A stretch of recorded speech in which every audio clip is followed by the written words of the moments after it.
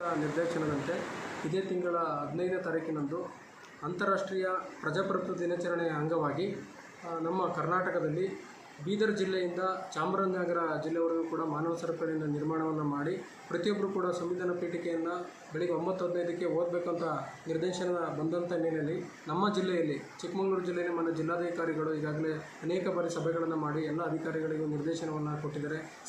ಅನೇಕ ಸಂಘಟನೆಗಳ ಜೊತೆ ಸಭೆಯನ್ನು ಮಾಡಿ ನಿರ್ದೇಶನ ಕೊಟ್ಟಿದ್ದಾರೆ. ಅದರಂತೆ ನಮ್ಮ ಒಂದು ಸಬ್ ಡಿವಿಷನ್ ಏನಿದೆ, ಈ ಸಬ್ ಡಿವಿಷನಲ್ಲಿ ಕಡೂರು ತಾಲೂಕಿನಲ್ಲಿ ಸುಮಾರು 37 ಕಿಲೋಮೀಟರ್ ಇರ್ಬೋದು. ಅದೇ ರೀತಿ ನಮ್ಮ ತರೀಕೆರೆ ತಾಲೂಕಿನಲ್ಲಿ 29 ಕಿಲೋಮೀಟರ್ನಲ್ಲಿ ನಾವು ಮಾನವ ಸರಪಳಿಯನ್ನು ಮಾಡಬೇಕಾಗಿದೆ.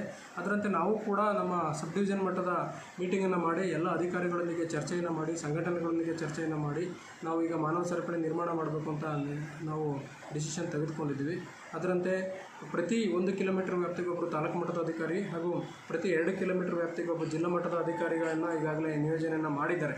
ಅದೇ ರೀತಿ ಈ ನಿಯೋಜನೆಗೊಂಡಂಥ ಅಧಿಕಾರಿಗಳು ಅವ್ರಿಗೆ ಯಾವ್ಯಾವ ಸ್ಥಳಗಳನ್ನು ನಿಯೋಜನೆ ಮಾಡಿದರೆ ಆ ಸ್ಥಳಕ್ಕೆ ಸಾರ್ವಜನಿಕರು ಇರ್ಬೋದು, ವಿದ್ಯಾರ್ಥಿಗಳಿರ್ಬೋದು ಮತ್ತು ಎಲ್ಲ ಇಲಾಖಾ ಸಿಬ್ಬಂದಿಗಳು ಜೊತೆಗೆ ಅನೇಕ ಸಂಘಟನೆಗಳ ಪದಾಧಿಕಾರಿಗಳು, ಅಧ್ಯಕ್ಷಗಳು, ಉಪಾಧ್ಯಕ್ಷಗಳು ಎಲ್ಲರನ್ನೂ ಕೂಡ ಕರೆತಂದು ಜನಪ್ರತಿನಿಧಿಗಳೊಂದಿಗೆ ಅವರ ಸಹಕಾರದೊಂದಿಗೆ ಎಲ್ಲರೂ ಕೂಡ ಪಾಲ್ಗೊಳ್ಳುವಂತೆ ಮಾಡಿ ಈ ಮಾನವ ಸರಪಳಿ ನಿರ್ಮಾಣ ಮಾಡಿ ಸಂವಿಧಾನ ಪೀಠಿಕೆಯನ್ನು ಬೆಳಗ್ಗೆ 9:15 ಗಂಟೆಗೆ ಏನು ನಮ್ಮ ಮಾನ್ಯ ಮುಖ್ಯಮಂತ್ರಿಗಳು ವಿಧಾನಸೌಧದಿಂದ ಓದಿ ಹೇಳ್ತಾರೆ, ಅದಾದ ನಂತರದಲ್ಲಿ ಎಲ್ಲರೂ ಕೂಡ ಸಂವಿಧಾನ ಪೀಠಿಕೆಯನ್ನು ಓದಿ ಈ ಒಂದು ಕಾರ್ಯಕ್ರಮವನ್ನು ಯಶಸ್ವಿಗೊಳಿಸಬೇಕು ಅಂತ ನಾನು ತಾಲೂಕು ಆಡಳಿತ ಪರವಾಗಿ ಎಲ್ಲರನ್ನೂ ಕೂಡ ಕೇಳ್ಕೊಳ್ತೀನಿ.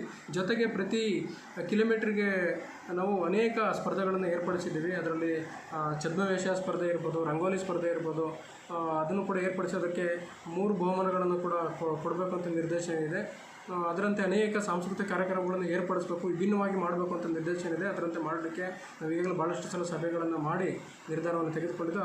ನಾನು ತಾಲೂಕು ಆಡಳಿತ ಪರವಾಗಿ ಎಲ್ಲ ಸಾರ್ವಜನಿಕರಿಗೆ, ಸಂಘಟನೆಗಳಿಗೆ ಕೇಳ್ಕೊಳ್ಳೋದು ಏನಪ್ಪ ಅಂತಂದರೆ, ತಾವೆಲ್ಲರೂ ಕೂಡ ಸಕಾಲದಲ್ಲಿ ಪಾಲ್ಗೊಂಡು ಮಾನವ ಸರಪಳಿಯನ್ನು ಮಾಡೋದ್ರ ಮುಖಾಂತರ ಸಂವಿಧಾನ ಪೀಠಿಕೆಯನ್ನು ಓದೋದ್ರ ಮುಖಾಂತರ ಪ್ರಜಾಪ್ರಭುತ್ವದ ಒಂದು ಏನು ಅದರ ಮಹತ್ವವನ್ನು ಎಲ್ಲರಲ್ಲೂ ಸಾರಬೇಕು ಮತ್ತು ನಮ್ಮ ಸಂವಿಧಾನ ತತ್ವಗಳನ್ನು ಎತ್ತಿಡಿಬೇಕು ಅಂತ ನಾನು ತಾಲೂಕು ಆಡಳಿತ ಪರವಾಗಿ ಎಲ್ಲರನ್ನೂ ಕೇಳ್ಕೊಳ್ತೀನಿ.